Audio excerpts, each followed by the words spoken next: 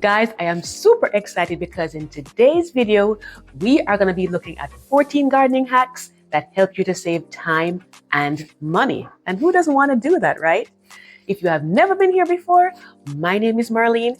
Welcome everyone. Welcome to my home and garden channel. Now let's take a look at these gardening hacks.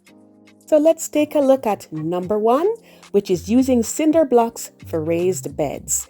And this is how ours started out here, guys. And in just about 4 weeks, this is what it was looking like. It's very inexpensive. It's a very organic material, very safe for you. So I highly recommend it. It's mainly for backyard. So it's not like for your front yard garden unless you're going to paint them and do, different things. There are different sizes. You can do whatever size you want depending on what you're working with. This is a smaller one that my husband did right here. And of course, if you want, you can always put like planks on top of it. You can sit on it, make it a little bit more comfortable. You can use it for beautiful flowers like I did here for these marigolds. They were so gorgeous, and there were many other pollinator type flowers in there as well too. And over here I have some beans coming together, and it was just looking so good. So it is very good to put in your garden. I highly recommend it. And it is durable. It lasts for a long time, so it's really not going anywhere. Other ones will break down a lot quicker, and it's quite inexpensive relatively. Moving on to number 2, and that would be making your own trellis. And of course, that varies by size. You basically just get your construction mesh, and this is sold in most garden centers. And then what you do is you go ahead and get different posts that you may want to use, and just run it through, kind of like almost like you're stitching it in a sense. These are the ones that we use. They're made of a solid plastic. They're pretty sturdy. They hold up fairly well if you're doing smaller scale type of trellises. They come in packs, or sometimes you can get them in individual ones. Of course, you can go larger scale, like my friend Sharon here. Last season, we were over looking at her harvest, harvest that she had in the summer. And she uses a large one. If you can take a look at the gauge on here. She's helping me to pick some off right here. But her gauge is larger because, as you can see, the beans are heavy. They're a lot. So you can, scale it based on what you are trying to do with it. You can just go up if you want with them, or you can go up and over like she did here. So I think it's a wonderful idea.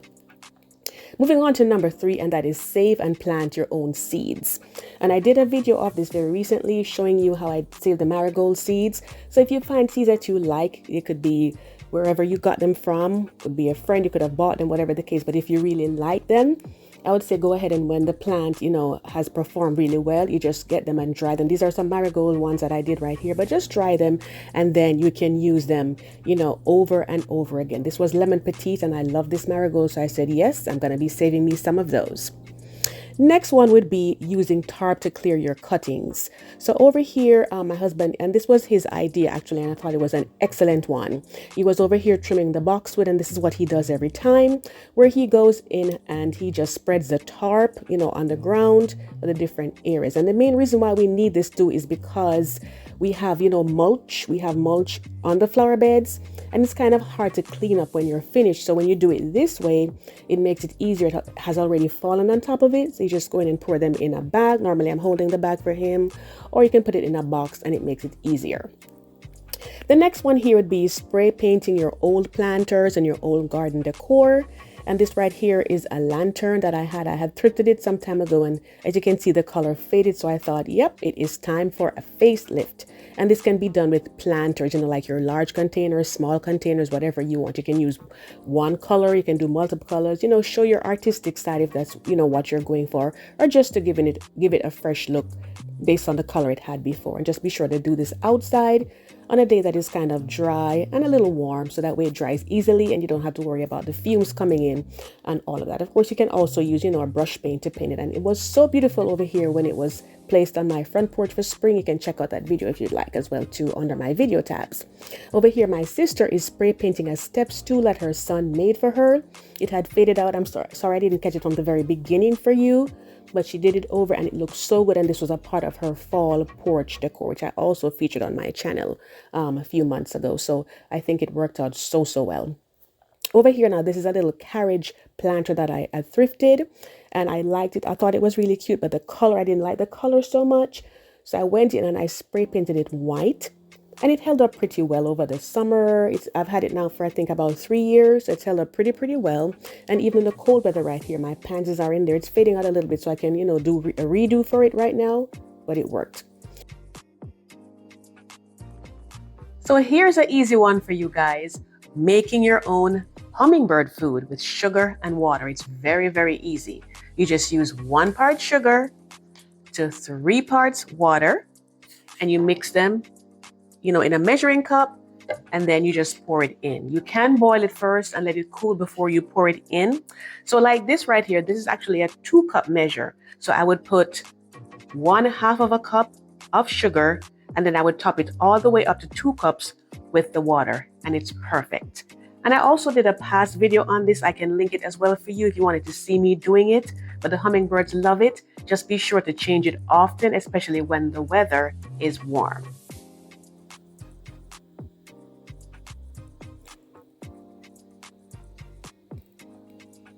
And you can see my hummingbird loves it there.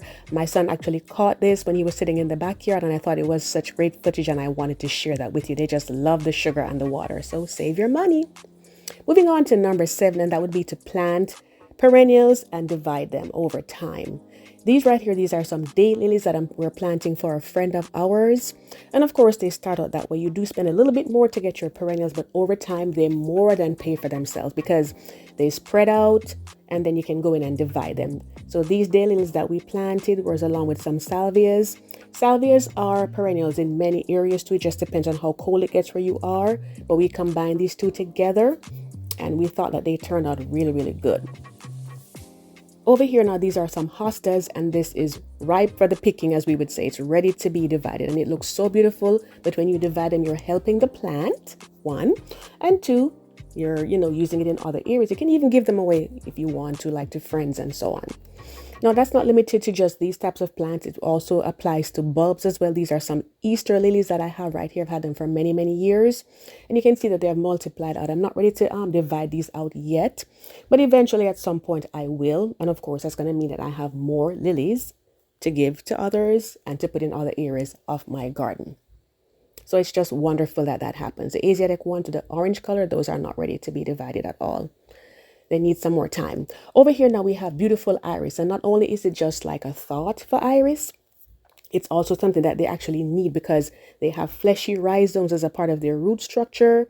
And so when they overlap each other, they tend to get root rot. It's more susceptible to borers down there when they're like that. So these ones really need to be divided. So I say definitely go in, get perennials and divide them out. Of course, you want to mix them along with annuals as well. Moving on to number 8, and that would be to use mulch.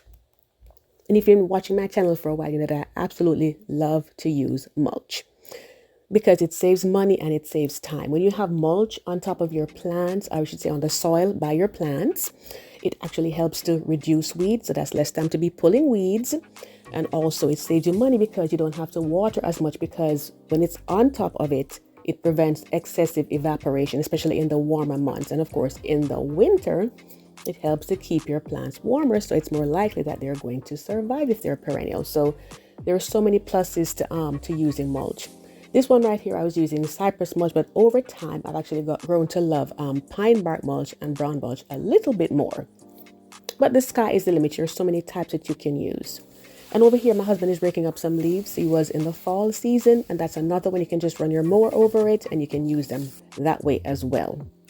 So I would say definitely mulch. If you have not been doing it, it's definitely worth your while because there's so many pluses to it. Moving on to number 9, and that would be to water in the mornings or in the evenings. And the reason for that is that during the middle of the day when it's warmest, you will find that a lot of your water gets lost as evaporation. And with the weather patterns changing and things getting a lot warmer, it really is best for you to, try to minimize excessive use of water as best as you can and just protect your plants by doing it at that time of the day and saving on your bill. Your water bill, that is. Plants like roses are very susceptible to fungal diseases. So when you're watering these plants, it is best to do it in the morning, especially. If you're going to be doing it in the evening, try not to wet the leaves at all because we don't want them to have those mold spots. So One thing to bear in mind too is that when you're getting your containers, if you can, try to get the ones that are self-watering. So if you see a little lip at the bottom like this one right here, those are the self-watering cans. So try getting those instead. You will pay a little bit more for them, but it's definitely worth the investment. So you can go for those as well, and that helps to minimize the water usage. Moving on to number 10, and that would be to use river pebbles for mulch. And I think it looks beautiful. This is how it was looking before you put anything on top of there. Now, of course, river pebbles, they don't work for every single thing because they're heavier. So, of course, plants that you're going to be moving around a lot, like your veggies and so on, it would not be the best thing. But, like these ferns are actually volunteer ferns. They grew and we just left them. We thinned out a few of them, but we're not going to be doing anything here. So it is perfect for a spot like that. So I highly recommend it. They're very inexpensive relative to other things that you could use. This is what the bag typically looks like, and most garden centers will carry them. So I would say check and see what you can find and use them to your content. We absolutely love it, love it, love it. Now moving on to the next one, which is number 11, and that is to grow what your family eats. Now it may seem like, a simple idea, but in truth, sometimes we'll grow things because we figure, oh, it's very popular right now. I'm seeing them in the garden center or whatever. Someone gave it to me. But the fact is you really want to just grow things that your family eats because you will want to spend your space that you have on things that you're going to be cooking and eating or having it, fresh as it comes straight from the garden. So I'd say definitely bear that in mind because sometimes we're all guilty of that and we'll just buy it because. Moving on to number 12, and that is to reuse your garden tags. These tags, they came from their dollar store, and I just use my Sharpie marker when I'm going to go ahead and plant things out, and then I write it in on there so I know what is where. It's really good to label your plants, right, Stacy? But then after the season has ended, or if you wanted to just switch it out to something else, you can just go in and use some rubbing alcohol. You can just go ahead and just wipe it out. It doesn't really take a lot. After you rub it a few times, it's going to come off and it will be ready to be used again. And it's better in terms of health reasons and all of that, to just go in and use something like that, because some of the solvents you don't necessarily want to be working with those.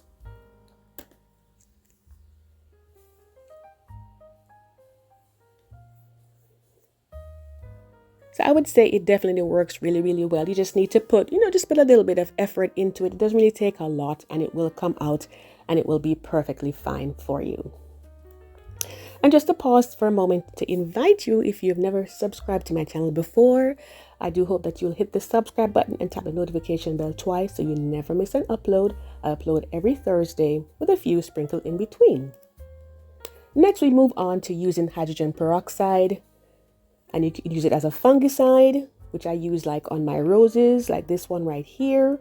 Sometimes I forget to do it, but if I stay on top of it, they pretty much won't have any fungal problems on there and some of my other plants. And you just use 1 part of the hydrogen peroxide to 2 parts water. Choose your spray bottle of whatever size you want, depending on how much you're going to be needing. And then you just go ahead and spray it on there. But try to do it when the day is cool, not in, like in hot weather outside, like maybe in the evening, and that should be fine. You can also use it as a cleaning agent, because recently I did a video where I showed you that I was cleaning my hydroponic system and discovered something, very unusual in there. But you can just, use it, and after you've washed it off, you can just go in and spray them on. It's better to use it than detergent in terms of keeping your plants safe in a hydroponic system. But I also use it as well for like the tools, like my trowels and other things like that. I just go in and I take it and I clean them off with it. So once it's all nice and clean, it's ready to put it back in and you are ready to go. Moving on to the final one, and that is number 14, which is to use rainwater. And again, plants, they need water, of course, but it's even better if they get rainwater. There is just something about the rain. When it comes on these plants, they just come to life. So if you can collect it in a drum or set up something, or just set them outside when it's raining, and they are gonna love you for it. So guys, I gave you 14 different garden hacks right here. So I'm sure I didn't touch every single thing that's out there. So if I miss anything, I'll be happy to hear from you what works for you. We're here to learn from each other, and that is what I love about doing these videos. We get to exchange ideas as gardeners. So if you know anyone that would want to get gardening tips like this, be sure to share the video with them so they can see it, and we can all learn from each other. So I want to thank you so much for stopping by, for coming back faithfully each time, and I hope to see you in the next video. Take care and happy gardening.